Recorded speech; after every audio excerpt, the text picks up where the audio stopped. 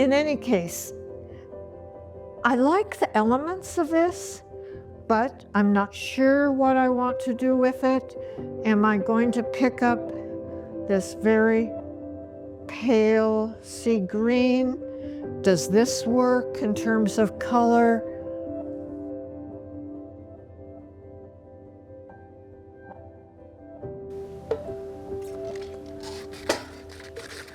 I think one of the things that I love about arashi shibori the most is the element of surprise. You never know exactly what you're going to get when you unwrap your fabric from the pole. You'll have a good idea. You will have worked towards a certain color, a certain pattern, but you really never know.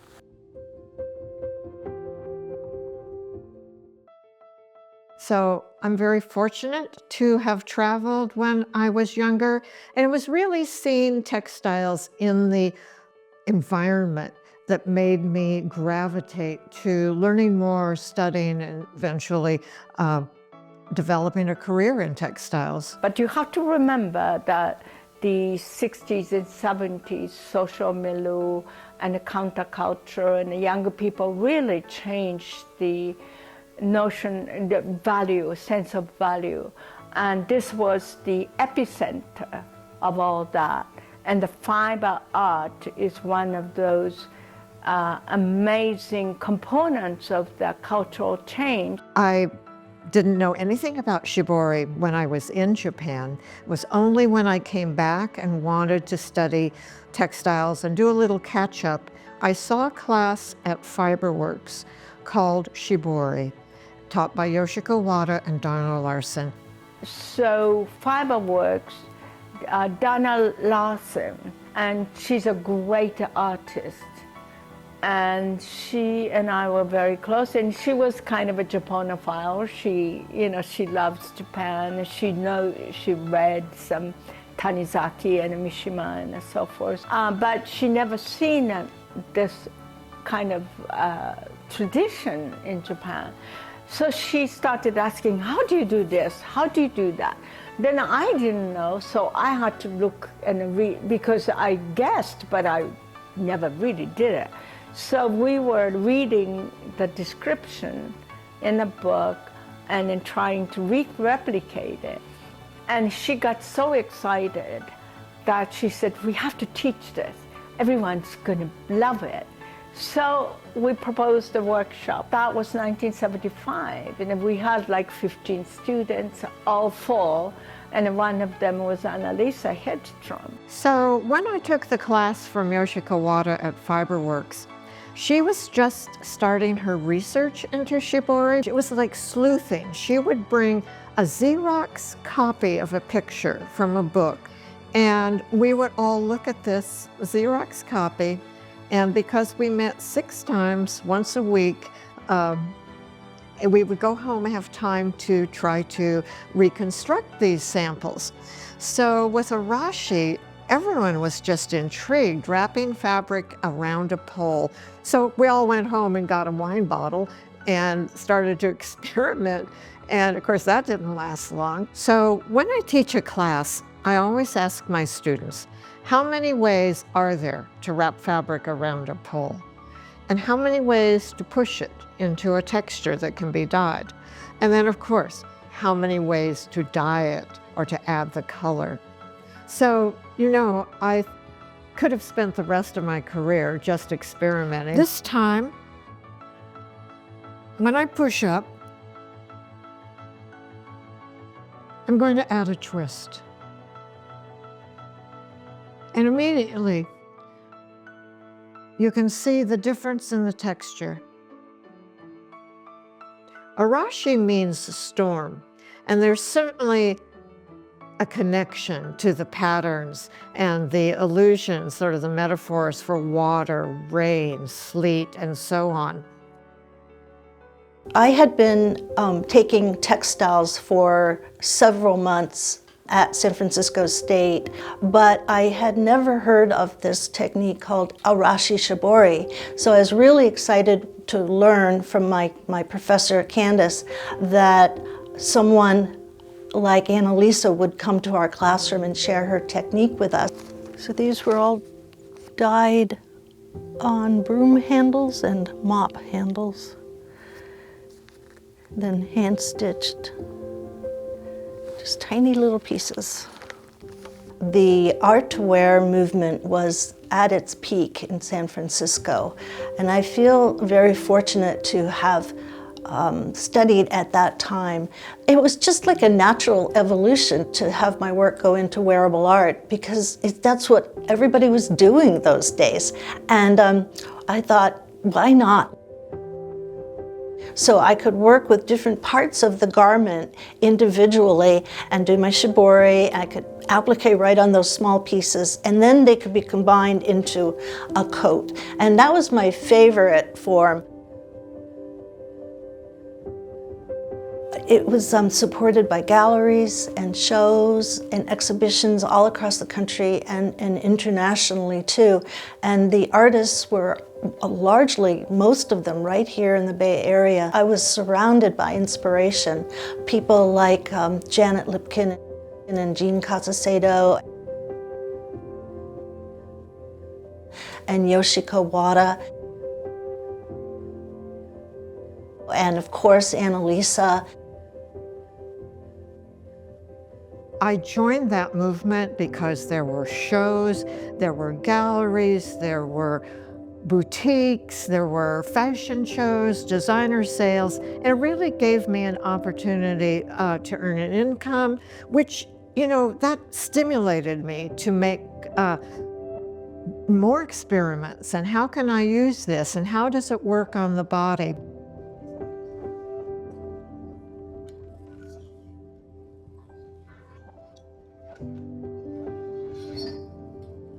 I'm very careful with the heat press. So the stitches come out and the texture stays in. People say, well, where do you get your ideas? I get my direction a lot from the process. I look at the results and then I think, and then I do the next step, and then it becomes something. Sweltering Sky was created in 1992, and I consider it a piece that is part of a transition from my work, my wearable artwork, to work for the wall. So I think it's one of the first pieces that I did incorporating really vivid colors, and it has these strong diagonal lines, and it relates back to the clothing. It is a kimono, but it was from there that I really started exploring just the more T-shape, the design, the graphic of it, rather than it relating to clothing at all.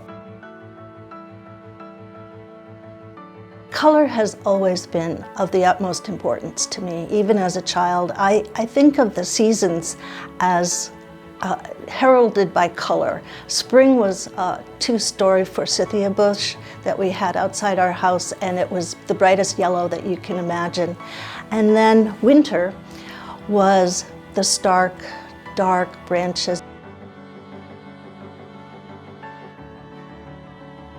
The background and inspiration to the piece called Indigo Ice relates back to my childhood, growing up in rural New England. Right at the bottom of our hill was a network of creeks and ponds and waterways. And in the winter, they would freeze. And that was my favorite time because I could actually walk along the creek forever on the ice.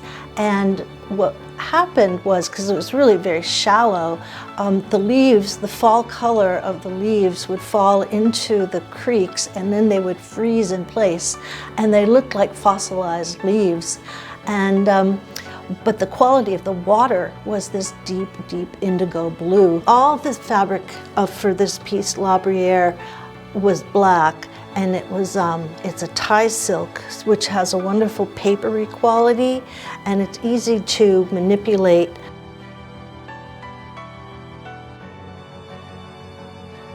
And so the whole piece was completed, and it was as you see it, but minus these applique areas. For this particular trip, we went to France, and we went to a wetland preserve called La Brière, which is more than 100,000 acres of fresh water where the Loire River empties into the Atlantic.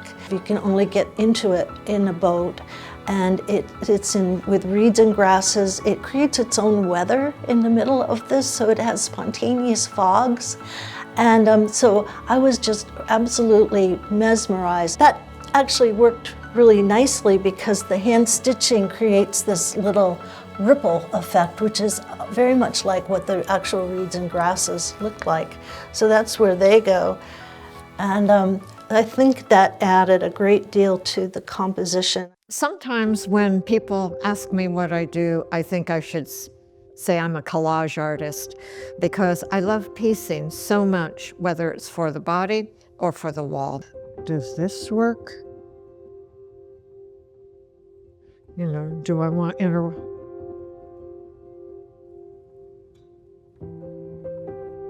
I'd say no to this idea. I really prefer the verticality and let the blocks kind of work. I was invited to be in a kimono show, and I said, I'd love to participate, but I want to do a piece for the wall. I don't want to do a wearable kimono. And wasabi kimono was really one of the first pieces I did to this transition to art textiles. And it kind of pokes fun at myself and all the other young women so enamored with Japan and everything Japanese. I do a lot of piecing. And really, even though I love the all-over patterns, I want to start working with them as raw material. So I cut, I shift, I rearrange, I change, almost interweave. I think we all read textiles, whether we know it or not. And so this kind of passion of mine, textiles, pattern as language, is demonstrated by a very large piece I did called Lexicon. And these shapes suggest books, open books. And the viewer is invited to come close, to peruse the lines, to step back, to see the total shapes.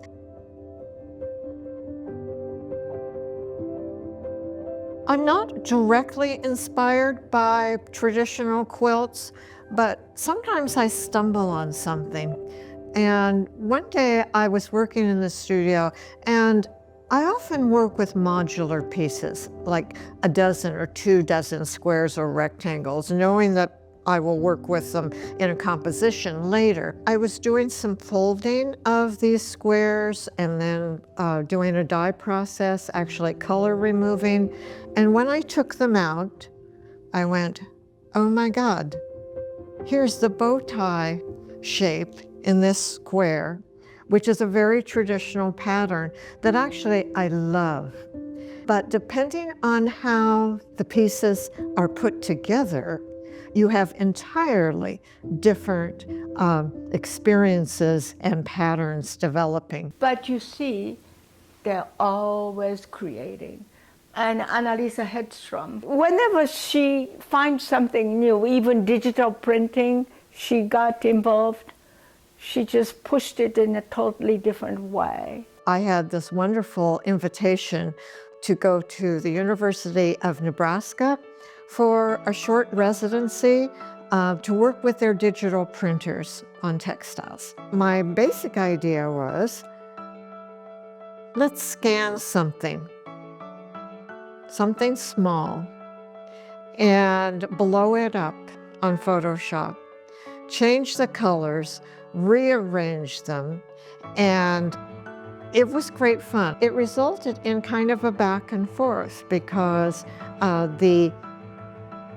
one of the pieces that I worked with, actually with this scan, after we worked with it on Photoshop and doing different compositions, I decided one was so appealing to me that I thought I'll go back and do an art quilt in the studio, but based on this kind of digital exploration. And geometry weave was the result.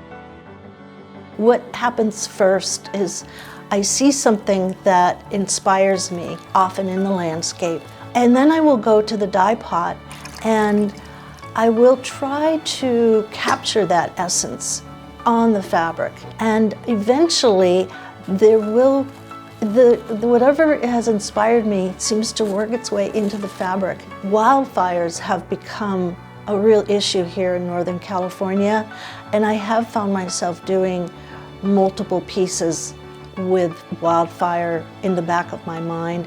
Sometimes they will have leaves falling across the surface that are black, and those are to indicate the falling leaves and ashes that cover the ground after a wildfire.